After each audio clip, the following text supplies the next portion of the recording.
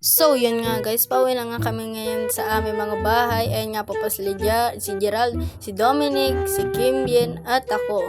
Pag wala po kami magawa, ganyan po namin, nag-vlog po kami kahit mainit po.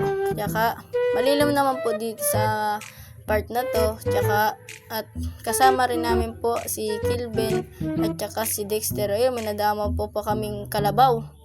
Yun po si Kilben nagpo-post. Kaya ayun po kami po ang mga Kaluslos TV. Sana solid suportahan nyo po kami.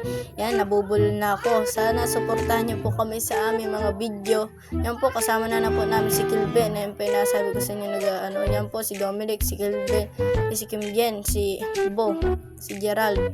Yan, ayun po ako. Ako po ang tagahawak ng video, ng camera po. Yan. Ako rin po nag-edit.